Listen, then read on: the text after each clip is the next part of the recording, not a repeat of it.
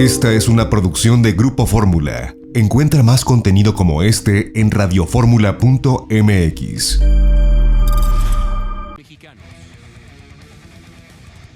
Y bueno, pues habitualmente tenemos plática con nuestro siempre admirado Adrián Villegas del Gabinete de Comunicación Estratégica, que es un privilegio, es un lujo poder platicar con él cada 8 días de lo que piensan los mexicanos, de cómo está sucediendo lo que, pues, el sentir de la sociedad mexicana en temas que sí, en algunos casos metemos temas muy serios, de mucho interés público, y en otros ahí nos damos ese pequeño lujo de poner temas como el Día del Amor y la Amistad y el Día de los Muertos y este tipo de tradiciones que tanto abordamos y que tanto nos gustan y que tanto seguimos en México. Pero hoy, con la calidad de información que tiene Adrián Villegas, con los años que tiene dentro de la industria de la opinión pública, pues Adrián Villegas nos va a plantear uno de los temas que cada elección pues caemos con él, en las encuestas. Y ahora vamos a dedicarle el espacio a las encuestas en Estados Unidos. Pues nunca terminan, son como el cohetero, Adrián, siempre terminan, pues no muy bien de un lado y del otro. A ver, Adrián, ¿qué pasa Así con es, las Jaime. encuestas? Porque las encuestas depende del cristal con que se vea, ¿no? Mira, evidentemente yo diría que no es acerca del cristal con que se vea. Los resultados son interpretados a través del cristal con el que se vea. Exactamente, planteé mal el tema. Sí, tienes toda la razón. Muy buenos días a toda la audiencia en este al menos espléndido día que comienza de sábado en la Ciudad de México. Pero mira, vamos a entrar a esto. Sí, o sea, las encuestas y los que dedicamos a hacer encuestas, particularmente en la parte electoral, sí quedaría uno, como decían por ahí, como el cuetero, ¿no? Una cosa así, si sale bien te chiflan, si sale mal también te chiflan. Pero no es ese el asunto realmente. Esa es una perspectiva, digamos, una visión popular, una interpretación muy popular, sino simple y sencillamente que todas las encuestas son ejercicios que deben de ser perfectibles, de que deben de ser auditables, y que sobre todo los encuestadores profesionales debemos de explicar a las personas por qué razón a veces los resultados en que se hacen pronósticos no necesariamente coinciden con lo que ocurrió realmente en las urnas. Y ahora, bueno, pues les toca el turno a nuestros colegas, a mis colegas en Estados Unidos, de tener que empezar a dar respuestas sobre qué ocurrió entre lo que ellos habían hecho y pronosticado y la realidad. Pero hay cosas muy interesantes, Jaime, en nuestra primera lámina, un poquito de la numeralia que nos va a permitir después explicar, probablemente, si tú me lo permites, la próxima semana, las causas del voto en los vecinos del norte. Y esta primera lámina son unos datos que nos van a decir algo de lo que se ha estado hablando mucho. La votación tan copiosa que se dio en Estados Unidos como nunca antes se había dado en términos numéricos. Ya la representante del partido demócrata en la Cámara del Congreso de la Unión, Nancy Pelosi, dijo: nunca antes había habido un ganador con tantos votos como ella ya lo dio como ganador al señor Biden.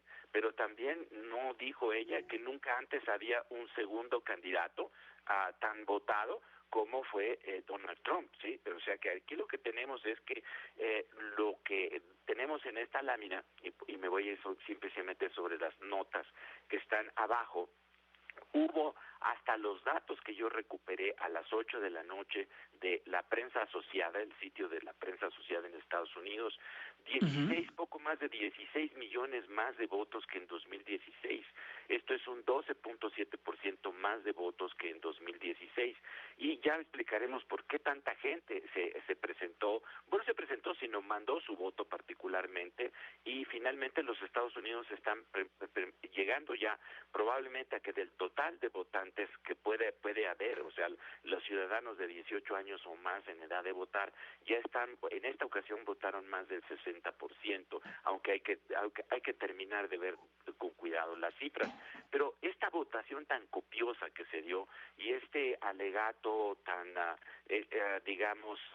exaltado de Nancy Pelosi, de nunca nadie antes había ganado una elección con tantos votos, pues hay que verlo con la óptica de que todo subió y realmente Biden logra a poco menos de 9 millones más que Hillary Clinton, y Trump logra, y aquí esto es lo muy interesante, Jaime, cerca de 7.5, probablemente termine con cerca de 8 millones de votos más que en la elección pasada, Jaime, y esto nos debe de ver, o nos debe de llamar la atención, a pesar de todo lo que se decía, por ejemplo, en México, etcétera, de Trump, de que todo lo que ha hecho, etcétera, etcétera. Bueno, pues lo que tenemos es que prácticamente más de 7 millones, tal vez casi cerca de 8 millones de norteamericanos votaron por él, sí, o sea, esto es realmente importante, que nos está hablando de la tremenda polarización que hay en Estados Unidos. Y me voy, Jaime, rápidamente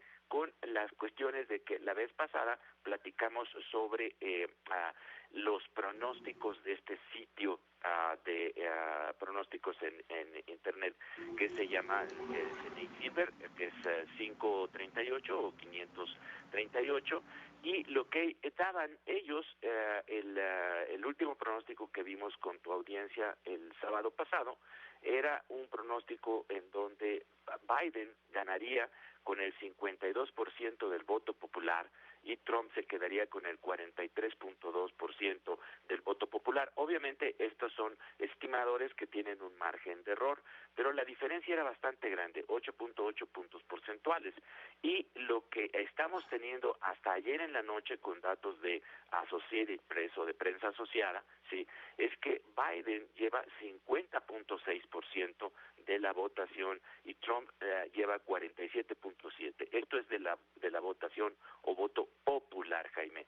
Así que en ese sentido es altamente probable que el pronóstico de Nate Silver de 52%, descontados los intervalos de confianza o tomando en cuenta el intervalo de confianza, es muy probable que el estimador de Biden quede dentro del pronóstico que se hizo. Lo que no va a quedar dentro es precisamente la estimación tan baja que se tenía para Trump comparado con lo que ocurrió. Y eso nos llevará después a comentar, si tú nos lo permites, un poco de las causas por las que se ocurrió esta subestimación del voto por Trump.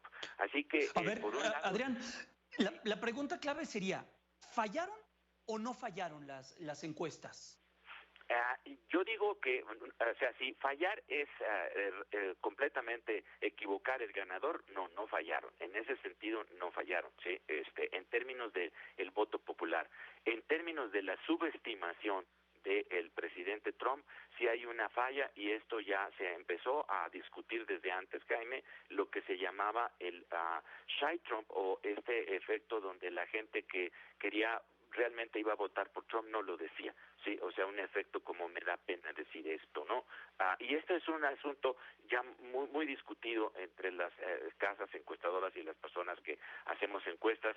Hay ocasiones en donde está tan polarizado, pero tan polarizado el ambiente electoral, que hay personas que prefieren no decir exactamente lo que van a hacer, y lo que tenemos es que Estados Unidos, después de esto, queda totalmente dividido. O sea, en 4 años Trump ha logrado una polarización brutal en la población en Estados Unidos, y va a ser seguramente una tarea muy difícil cicatrizar esta situación una vez que Biden, de acuerdo a los pronósticos del colegio electoral sobre lo que va a pasar en el colegio electoral, pues se lleguen a cumplir, y es ahí en donde tal vez en esos pronósticos, que sería la última lámina el día de hoy, Jaime, los pronósticos se están viendo bastante afectados, porque eso tenía que ver con datos a nivel estatal, y ahí las encuestas sí tuvieron muchísimos más problemas a nivel estatal. Y simple y sencillamente aquí, mira, Jaime, yo terminaría con unos pronósticos, unos escenarios más bien, respecto a lo que tal vez el día de hoy o mañana podamos terminar de ver. Tengo aquí que el pronóstico de Nate Silver daba 348 votos electorales para los demócratas, o sea, para Biden, y solamente 190 votos electorales para el señor Trump. Y lo que estamos viendo en un escenario número 1, en donde Georgia o o Georgia, como quiera uno decirle, está todavía en discusión y probablemente se vaya a un recuento, Jaime.